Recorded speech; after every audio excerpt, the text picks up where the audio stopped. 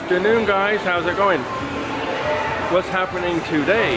Well, I've come to Zeer Rangsit. I brought a friend to sort out the laptop. It's had a charging problem. It wouldn't hold a charge, but it would run as long as it was plugged in. So in the end, it turned out the battery was gone. So new battery, everything's fixed. But while I was here, I thought I'm going to come look at some photography. You know, I have to come here every time I come. And I was just having a walk around and nosing that stuff. And there was the other day I did some helped Brian from Brian Droner or Brian Thailand, and we did a couple reviews, and I have them here for sale. This mic, but the Boya mics, and this is what we did a review on. This one, so you can actually have it on your camera. And I have other stuff in here which is very interesting. Just looking, I'm not buying anything, just looking. But you know, I'm always fascinated with, sorry for wiggling, I'm walking too. I'm always fascinated with camera stuff. You know, and then where did I get all this camera interest from? Actually, my father was a photographer. He was in the Navy as a photographer.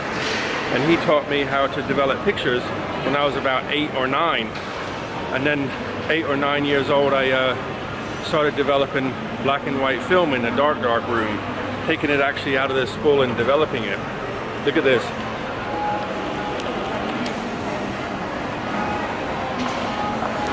Little Monks orphanage, probably. So it was my father who taught me about photography. But you know, one of the things, when I was young, I wasn't really interested in photography. I was always interested in woodwork, and I built many things out of wood. Cabinets, furniture, remodeling, decks, all kinds of things out of wood. And you know, a lot of people said, you have a real talent with wood. I'm like, interesting. But nobody in my family that I know that knows anything about woodworking. So I was like, where did this come from? Where does this skill come from? You know, why am I fascinated with it and taught myself how to do it? Where did that come from? So I never knew, really. But one day I was talking to my mother about this, and she says, you know, your great-grandfather was the village carpenter in Ownby in Lincolnshire. I says, really? So one day I went back to England to visit family, and I said to her, I want to go to Ownby, which is not far from Lincoln, actually. And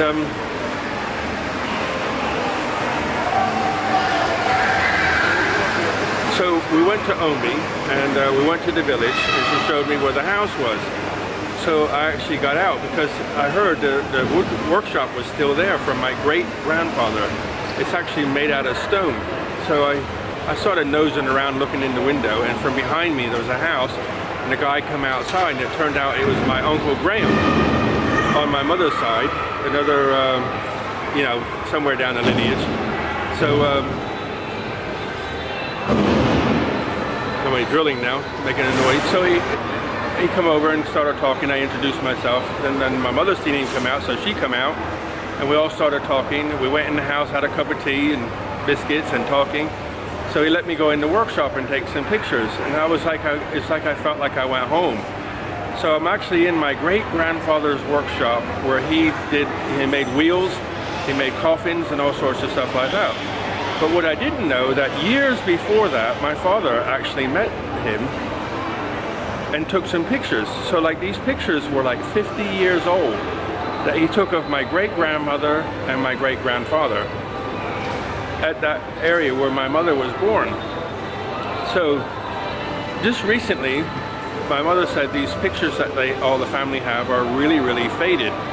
But they wanted to take it to a company to have it touched up, you know, to be fixed, because it's lost all its color, and they couldn't even make out who was on the picture anymore.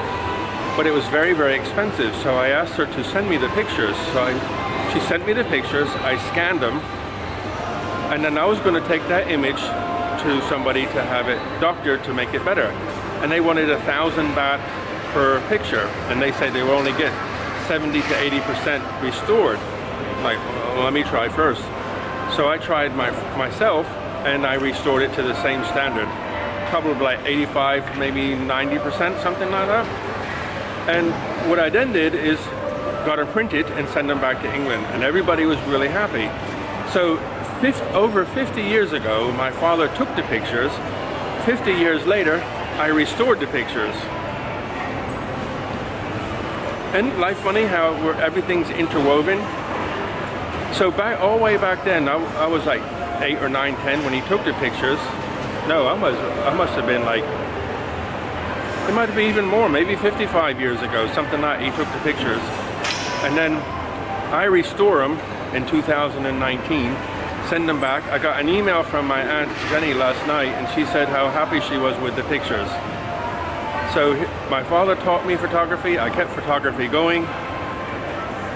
And woodwork from my great-grandfather. Life is amazing how everything's intertwined, isn't it? Sometimes we don't understand what life's about or what we're doing, but it's actually all interwoven. Reasons to be grateful. What do you think? What's your opinion? Back in the day when I was a little guy, I used to love to buy models and build them model racing cars. And now they have this shop here, Family Play Model Factory. You can actually build yourself a model and put a motor in it and all kinds of things in there. They got battleships, motorcycles, airplanes, everything you can build. So stuff like this is coming back for young people and guys to build models, huh? I met this guy over here earlier. He works for Thai Airways, but or an airway, and rebuilds turbine blade props or something to do with small planes. And now he's doing these cars.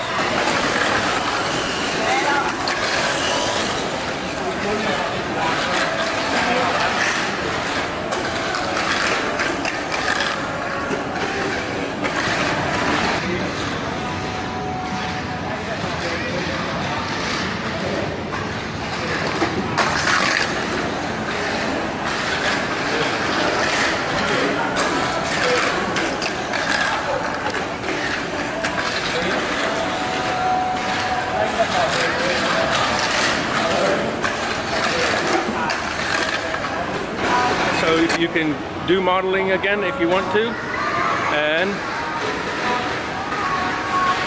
the big boy never has to grow up, can go back and do modeling again. What do you think? Keep oneself busy.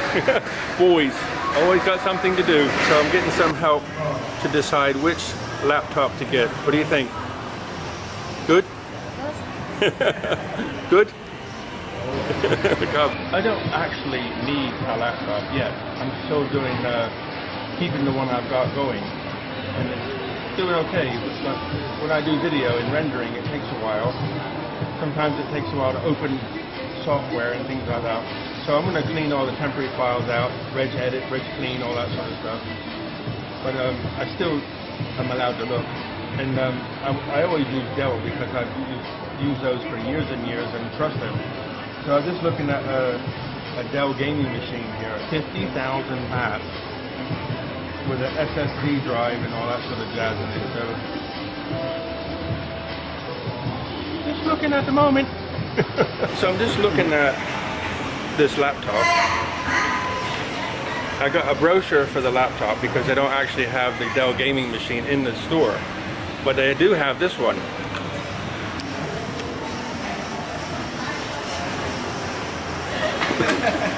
They do have this one here. It's called a MSI, and this one is actually 42900.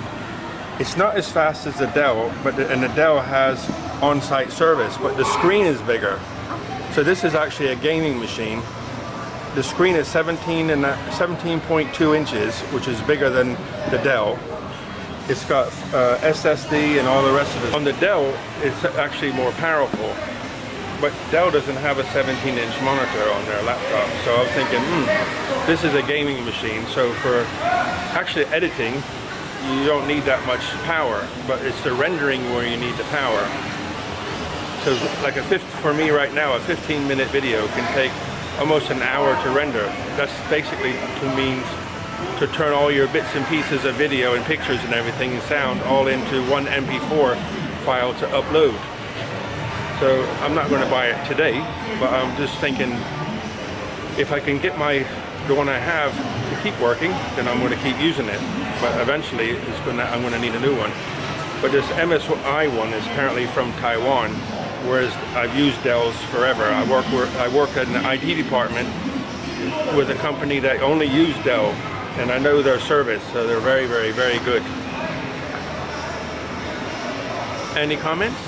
Help? What should I look at? 17-inch monitor, gaming machine, or go for the Dell? What do you think? So this is the technical man who's been doing all the chatting with me, and I just want to say thank you very much. So that's it, guys, for today. I'm going to go home. I got an hour's drive to get home. So look after yourselves, buckets of blessings, rivers of peace, joy, and kindness. See you later.